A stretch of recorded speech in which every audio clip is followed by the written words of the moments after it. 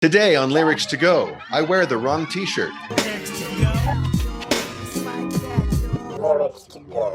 Hey everybody, welcome back to Lyrics to Go. I am Daniel Maté. I'm really glad you're with me. Thanks for coming on back. If this is your first time on the channel, welcome. It's great to have you. This is a place where we talk about music, but from the lyrics point of view. Return viewers might notice the video's a little bit different today. I am trying out a new webcam, and I'm eager to know what you think. So please leave a comment below and let me know. How do I look? So, Metallica. Despite what my shirt says, they are the topic of today's episode. Nice story. It's hard to overstate how important this band has been to me in my life. Metallica were, for me, basically the mascots, the avatars, even kind of the ushers into a new phase of my personality and my musical taste around age 13 or 14 when the And Justice for All album had just come out. See, up until this point, I was a real peace-loving kid, and like extremely so. And it turned out that underneath that pacifism, there was a Satan-worshipping, head-banging metalhead just waiting to bust out. It is so written, so now let it be played. To my surprise, I found there to be something truly gorgeous about this thrash metal thing. The guitar harmonies, the sophisticated arrangements with the changing time signatures, the intricate interplay of these four instruments being played by these god-level musicians. And sitting on top of all of it, James Hetfield's vocals barking out lyrics that I found just riveting. And I would imagine that for people who don't know them so well or only know them via their big hits in the 90s, especially Enter Sandman, you might think of them as kind of another dumb metal band. Well, putting aside the issue of whether or not metal lyrics in general are dumb, it is my considered opinion that Metallica's lyrics are really a cut above the average heavy metal band's lyrics, and that James Hetfield's approach to lyrics is one of the most important things that makes Metallica who they are and that puts them at the top of the pile. I want to take a look at Metallica's lyrical style as it's evolved, and I'm going to do so through the lens of some of their more underappreciated lyrics. So we're going to go in chronological order. Let's get into it. So Metallica's introduction to the world was their debut album, Kill 'Em All, from the year 1983. And Kill 'Em All is far from their best album, but it is a kick-ass debut nonetheless. It's up there with other debuts like Enter the Wu-Tang, 36 Chambers, Bring the motherfucking ruckus! Ghostface! Appetite for Destruction, Welcome to the jungle. We got fun and games. even going all the way back to Led Zeppelin 1. In terms of debut albums that come in strong with a statement of purpose, like, here we are nothing like anything you've heard before, deal with it. Now, speaking of statement of purpose, the song I've picked off Kill 'Em All is called Whiplash. And if there's any song that is kind of Metallica's theme song, it's this one. Now, like the rest of Kill 'Em All, Whiplash is not a complicated lyric. It's not very sophisticated. It's very straight ahead. It's about rock and roll. Now, James Hetfield, who is Metallica's rhythm guitarist and singer and their primary songwriter, certainly in terms of lyrics, was 20 years old when this came out. So keep that in mind. So yeah, like I said, this is a Metallica theme song, and it's dedicated to their fans. And whenever they play it live, ever since, the crowd goes absolutely apeshit.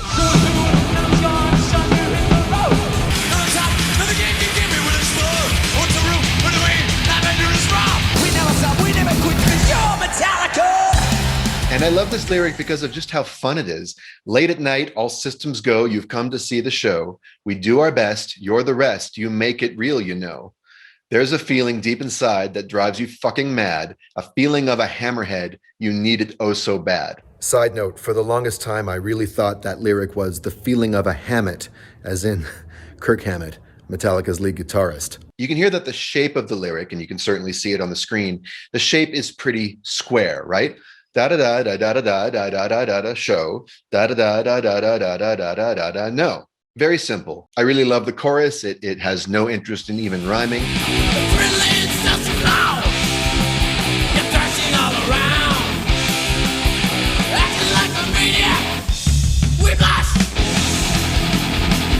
lyric captures something essential about Metallica's core personality, their orientation towards their fans, and what it feels like to be at a Metallica concert. They have always, even when they were in their younger, angrier days, created a big family atmosphere at their concerts. Are you alive?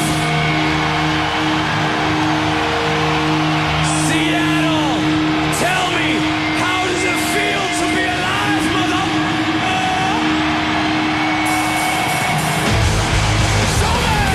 They really understand that their fans are coming to let out aggression, to commune with each other, and to feel really, really good while singing songs about feeling really, really bad. And so the song is almost like an instruction manual, like, here's what you do when you're at a Metallica show. Bang your head against the stage like you never did before. Make it ring, make it bleed, make it really sore. In a frenzied madness with your leathers and your spikes, heads are bobbing all around. It's hot as hell tonight. Now, I was never a kid who wore leathers and spikes. That's not how I roll. It's not ever been how I roll.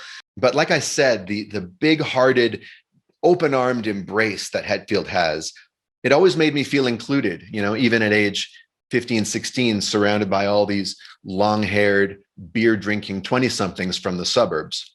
And how can you not love the final verse, their big send-off? The show is through, the medal's gone, it's time to hit the road. Another town, another gig, again we will explode. Hotel rooms and motorways, this life out here is raw. We'll never stop, we'll never quit, because we're Metallica. I'm trying to think of other groups, not hip-hop groups who shout themselves out all the time, but other rock bands that name themselves in a lyric. The only one that comes to mind is Nirvana.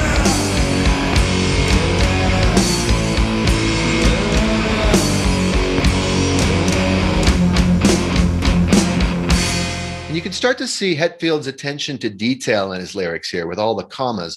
The show is through, the medal's gone, it's time to hit the road. Another town, another gig, again we will explode. He's having fun with rhythmic precision, coming up with little rhythmic ideas and then finding words that fit them perfectly. And that's something that he would continue to develop and excel at on their future albums.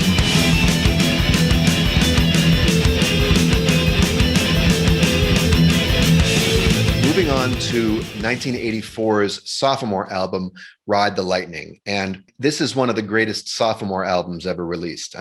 It's rare to hear a band step up so dramatically in the span of 1 year from where they started, in terms of production, in terms of songwriting, in terms of arrangement, and in terms of just ambition. This is where their arrangements started becoming, a lot more Baroque, by which I mean complicated, sophisticated, intricate. And I could even use Baroque in the genre sense, in that their sound starts taking on a more classical aspect.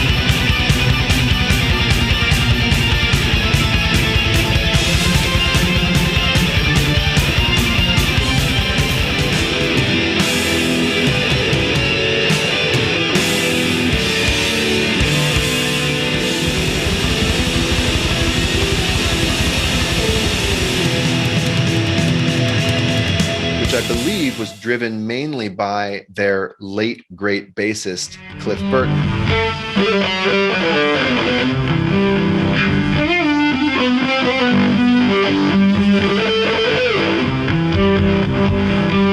The song I picked from Ride the Lightning is the very first song, Fight Fire with Fire. And really, it contains everything that made Ride the Lightning such a step up from Kill 'Em All. It starts out with just an absolutely beautiful, even shimmering acoustic intro in a very bright major key.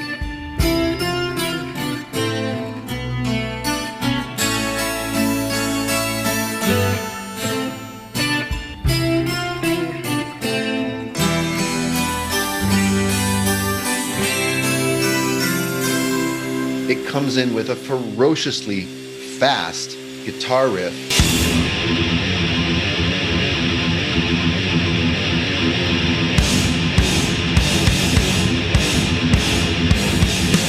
And then the drums come in at double, sounds like even quadruple speed.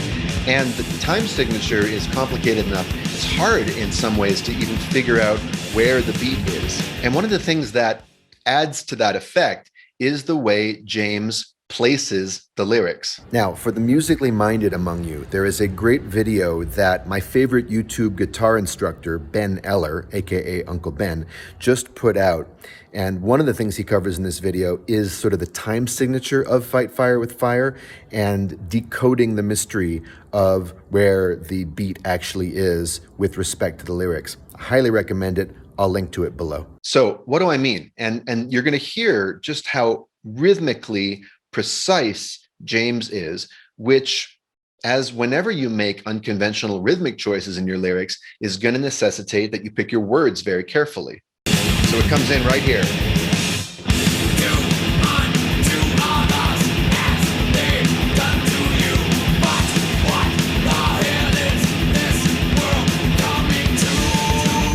Where's the beat, right? So if you slow it down, we can hear that James is placing his lyrics on these upbeat accents. What I mean, he's placing it on the off beats in between the 1, 2, 3, 4, 1 and 2 and 3 and 4. That's where they fall. So it sounds like this: 1, do, unto others as they've done to you. But what the hell is this world coming to? So what a great way of starting out a song, right? You start with this general golden rule principle: do unto others as they've done to you. But what in the hell is this world coming to?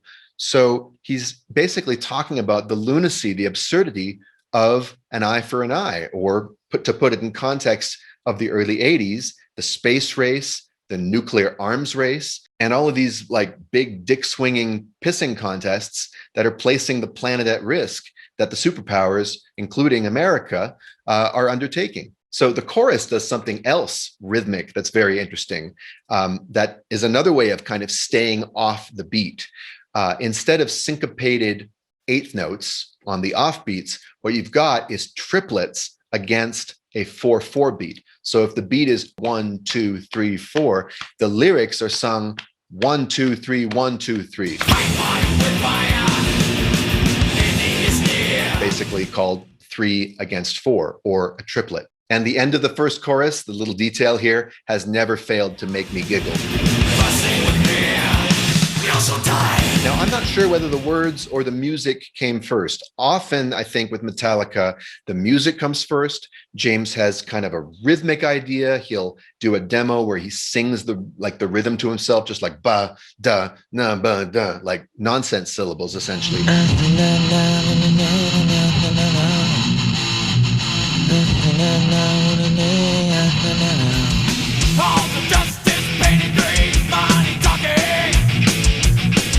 Then he finds words. Now, what's interesting is if you look at the lyrics on the page, let's take a look at the second verse.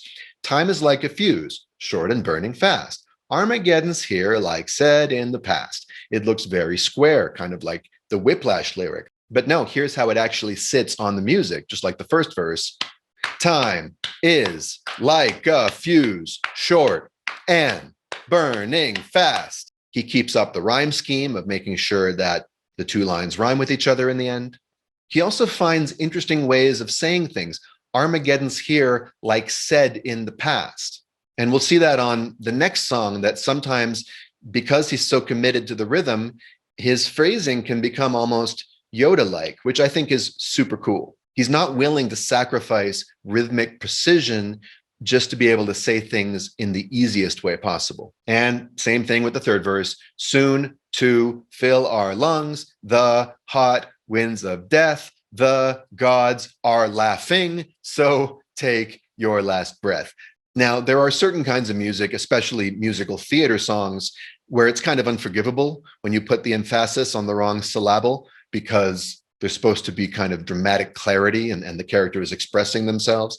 In pop songs, and especially in heavy metal, I don't mind it. And even with some bands like Faith No More, they can make it really work for them to almost accentuate the effect in some strange way. What to inherit is the salt and the cream. There's more bizarre potential bent in my pinky. And yeah, last thing to note about this song is you would think of Metallica as like a morbid or macabre or even nihilistic group if you didn't know them. But especially in their 80s output, there is a strong anti-war, anti-establishment bent to their lyrics. The next song we're going to look at is Disposable Heroes from Master of Puppets, which is a deeply anti-war song, which for me, of course, was a cool way of reconciling my childhood pacifism and commitment to left-wing politics and my teenage hostility and aggression, which is why I was extra disappointed in 1991 on their self-titled so-called Black album, when they had included a song called Don't Tread on Me, which was basically a big cheerleading session for the Gulf War. Liberty or doubt, what we so proudly hail. Once you provoke her, rattling of a tail. So be it, fret no more. To secure pieces, to prepare for war. I really wanted to believe that that lyric was ironic, but I read an interview with Hetfield where he was talking about people complaining and whining about living in the freest country in the world. So never turn your favorites into heroes.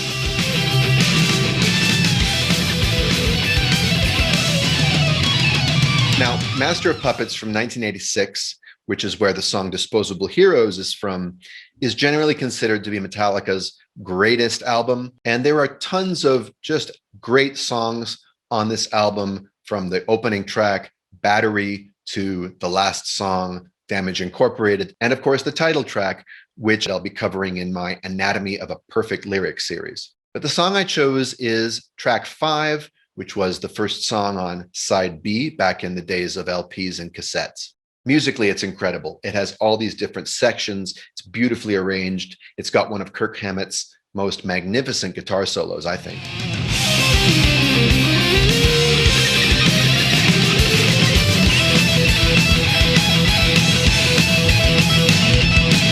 And the riffs by Hetfield are just incredible. I mean, one thing I haven't mentioned, his rhythm guitar playing alone makes him one of the greatest rock musicians of all time.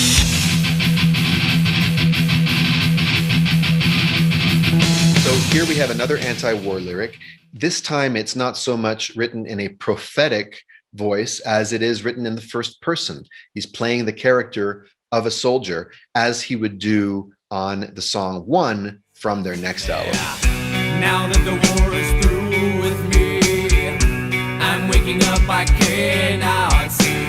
So let's take a look at the verses. And as with all Metallica lyrics, especially from their early period, looking at the melodic rhythm is very important to understanding how the lyric works. Hetfield, as always, finds interesting places to place those syllables. And once again, he uses a lot of syncopated offbeats. Bodies fill the fields I see, hungry heroes and. So he plunks us right down on the battlefield. You know, he doesn't tell a chronological story of being drafted and trained and then going off to war. Holy shit, we are in the middle of a battle, or it even sounds like the aftermath of one. We already get the vibe that this is someone who's in a situation, he's way over his head, he's overwhelmed, and he's disillusioned. You know, no more pretending. Running blind through killing fields, bred to kill them all, victim of what said should be, a servant till I fall. There's that Yoda-like syntax that I talked about, victim of what said should be. I don't know if I can explain why, but it's kind of poignant and poetic like this. Victim of what said should be. You take out all the definite and indefinite articles, and you almost phrase it in a foreign way. I don't know, it hits me in a particularly poignant place. A servant till I fall. So we get the point of view of the song already. This is a man who's lost all agency. He is a servant of the powers that sent him into war. And then comes the pre-chorus. And I love Metallica pre-choruses. They're always very effective. As they often do in their pre-chorus, they switch keys.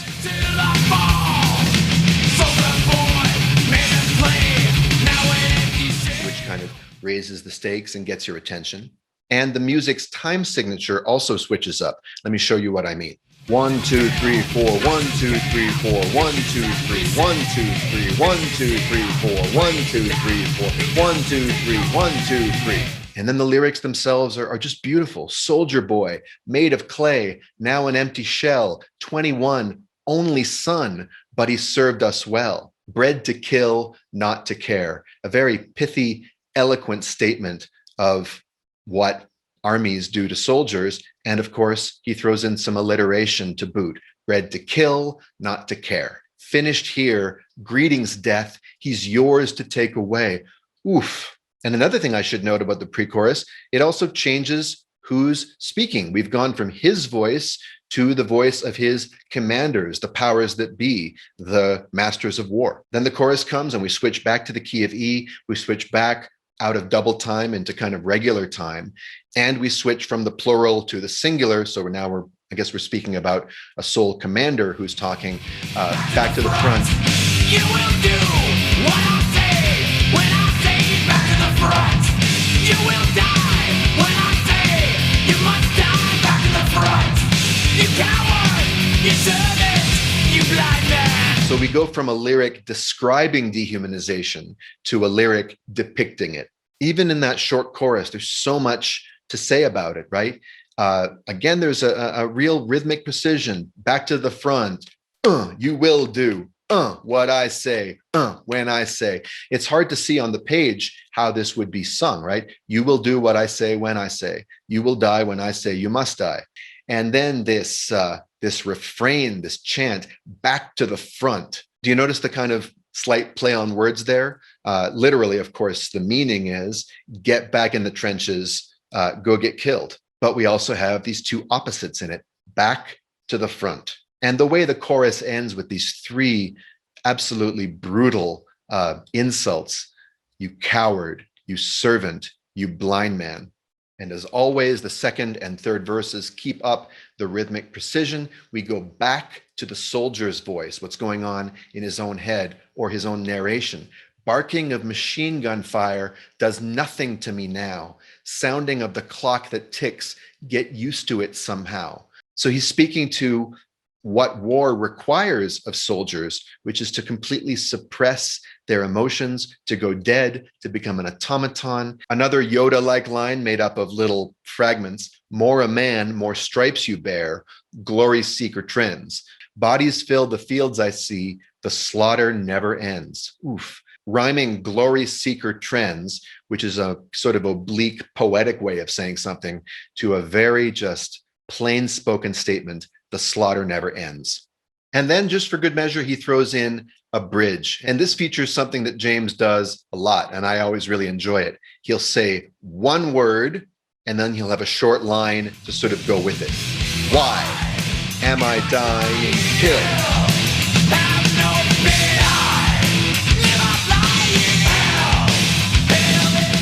He's also done it on songs like The Four Horsemen. That's the last of what you have to endure, what you have put others through. Death, deliverance for you for sure. Now there's nothing you can. And much later, Sad But True. You're my mask. You're the one who's blamed.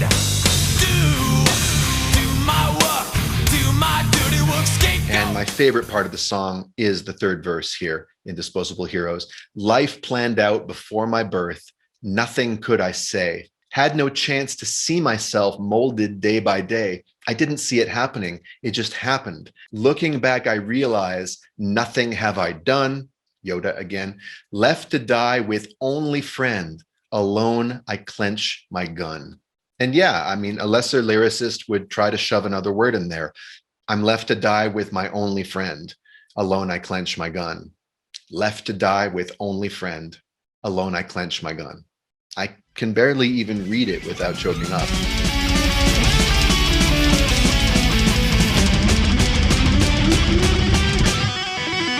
Next up is the song I've probably found the most personally meaningful by Metallica. It's a perfect song, except for the spelling of its title. There really ought to be an apostrophe in there somewhere. Now, I've actually spoken publicly about what this song means to me. My dad and I do a workshop in Vancouver and other places regularly called Hello Again, a Fresh Start for Parents and Their Adult Children. So at the very first one we did several years ago, and the video is on YouTube, you can watch the whole public talk we gave. And in my talk, I told a little story about how I once used this lyric to get out of doing a poetry assignment in English class. But we had to bring in a piece of original poetry and recite it in front of the class. And so when it came to be my turn, I stood up at the front of the room and I delivered my poem. And part of it went like this. Dear mother, dear father, what is this hell you have put me through? Believer, deceiver, day in, day out, live my life through you. And the teacher, I think, was either impressed or freaked the hell out. For all I know, she went and called Child and Family Services on her next break. So when this song came out, this was by far the most personal lyric James Hetfield had ever written, or at least recorded. And it's so gut-wrenching and personal and really vulnerable that they didn't play it live for something like, I don't know, 20, 25 years. This is a song we haven't played in 100 years. I don't think we've ever played it before, So we see some familiar things going on here, very interesting rhythm. So the lyric is, Dear mother, dear father, what is this hell you have put me through? How are you going to set that to music? Well, once again, he finds the offbeats as these accents. Dear mother, dear father, what is this hell you have put me through? And as always, he sticks to it throughout the entire song. Dear mother, dear father. Every thought I think you disapprove, you're a dictator. Always censoring my every move till. And there we see another structural element that he puts in the third line of every stanza, or really every half stanza, because the form repeats itself in every verse. He uses two paired words separated by a comma, believer, deceiver, curator, dictator. Later we have hear nothing, say nothing, unspoiled, unspoken, I'm seething, I'm bleeding.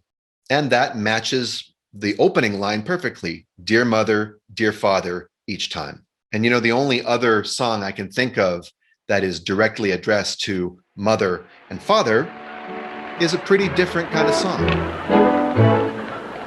Hello, mother. Hello, father. Here I am at Cincinnati. Of course, we could also include What's Going On by Marvin Gaye, which I talked about in a previous episode with my brother Aaron. But of course, in that song, mother and father are, shall we say, separated. They're in different verses. Pushed onto me what's wrong or right, hidden from this thing that they call life. He grew up in a Christian Scientist home, very strictly religious, and, not a happy place for him as a kid. I was pretty much afraid of everything, afraid of the world, afraid of speaking, really, really shy kid. Music was a way to speak, as simple as that. Children are seen but are not heard. Tear out everything inspired. Very powerful refrain. Innocence torn from me without your shelter. But reality, I'm living blindly. And we see blindness showing up once again in the lyric. And that's a motif, I'd say, throughout Hetfield's lyrics. And the accusations keep coming, but there's something about the tone here that's not just accusatory. It's also very plaintive. I remember there's a quote from A Course in Miracles, which is the spiritual text that Marianne Williamson became famous for explicating and teaching. And I think it goes something like, every communication is either an extension of love or a cry for love. And this song very clearly is the latter. This is raw stuff, as raw as any of the Primal Scream era stuff that John Lennon put out.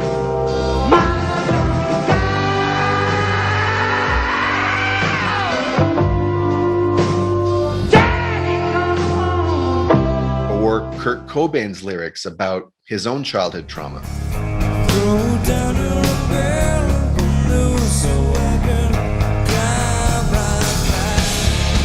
I mean, listen to the bridge, which is just naked need.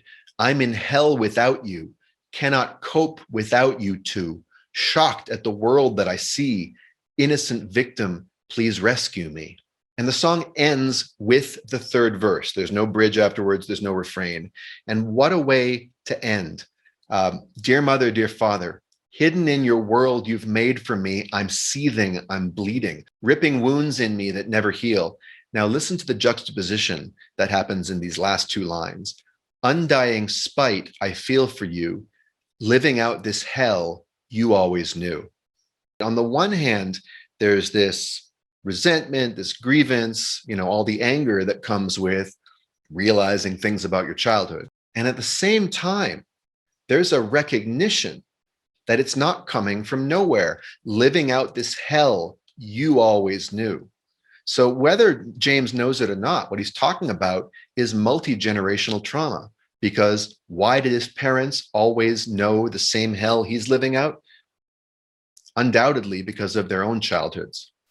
So it's very interesting to me and beautiful that in a song that's so blaming in its content, the very last line kind of wipes out the possibility of blame altogether. Because if his parents always knew this hell and their parents knew the hell, and it goes back all the way, well, then who is to blame?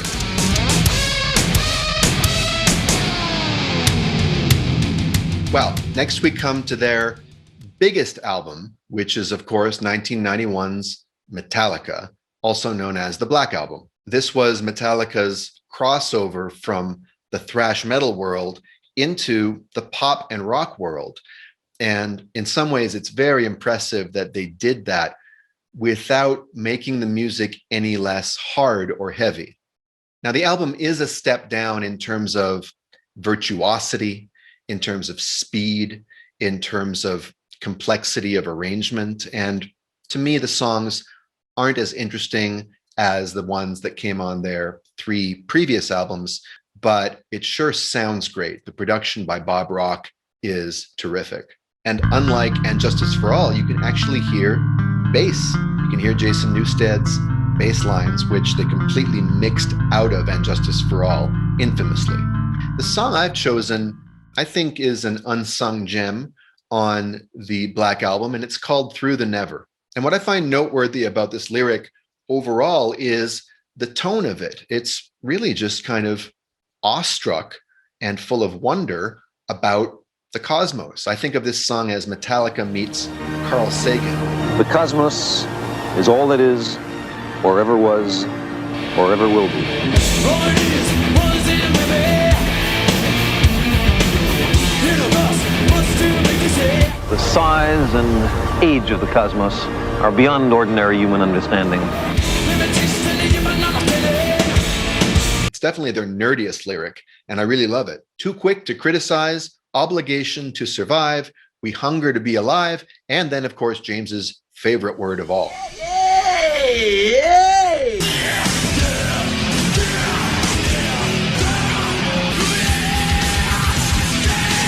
Yeah! So how cool and different is that verse? He's just talking about, universal, astronomical, cosmic mysteries. And I really love the chorus. It's very evocative, and it's very, again, rhythmically precise. Twisting, turning, through the never. The second verse continues its exploration of the human condition on this planet. In the dark, see past our eyes. I'm not sure what that means, but I like it. Pursuit of truth, no matter where it lies. Well, maybe see past our eyes means see past what the naked eye can see. Maybe he's talking about telescopes. Maybe he's talking about imagination and insight. Gazing up to the breeze of the heavens. It's very poetic. On a quest, meaning, reason, come to be, how it begun. Well, that's not English at all, but I love it. I mean, it's just an esoteric way of saying, we look up to the sky. We are on a quest to understand our origins. Where did all this come from? How is it that we even exist? And these lines really convey togetherness, all alone in the family of the sun, curiosity teasing everyone, on our home, third stone from the sun, which very likely is a Jimi Hendrix reference. Kirk Hammett, the lead guitarist, is a huge Jimi Hendrix fan. And then the guitar solo, which I spent several months out of the COVID quarantine last year learning, or trying to learn.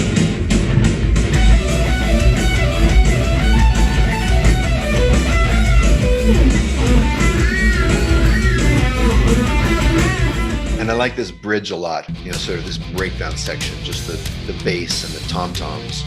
And another great use of syncopation. On, through, the, never.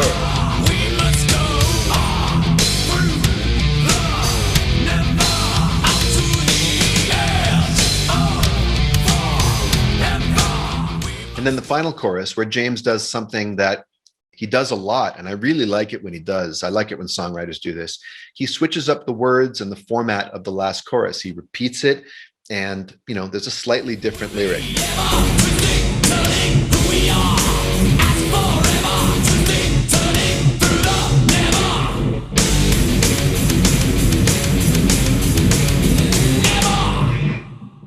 Now, this is a pretty good place to press pause, both for time reasons and because this album was sort of a pivot point. This is where Metallica went from being, underground favorites or the kings of a particular subgenre to being the kings of rock and roll, period. Maybe it was between them and U2 and possibly REM.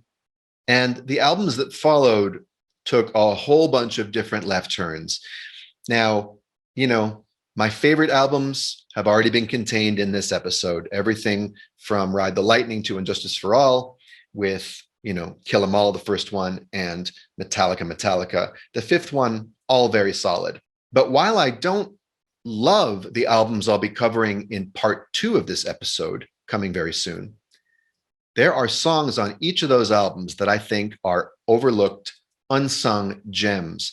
And, they speak well of Metallica's development as artists, the risks they took, the different things they tried, and, sometimes succeeded at.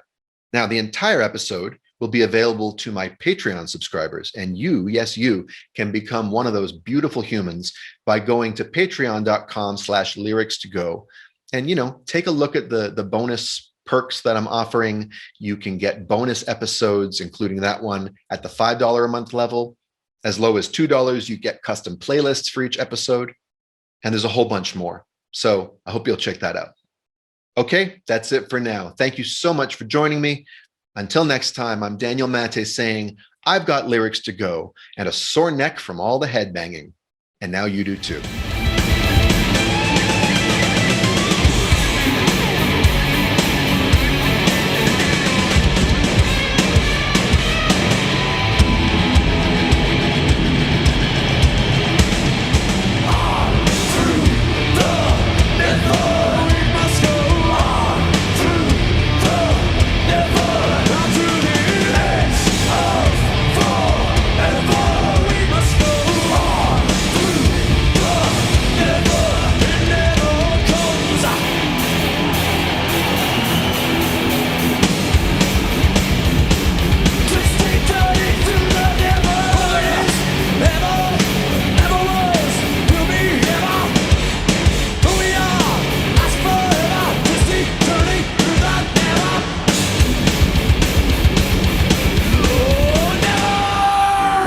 Tingling in the spine, a catch in the voice, a faint sensation as if a distant memory of falling from a great height.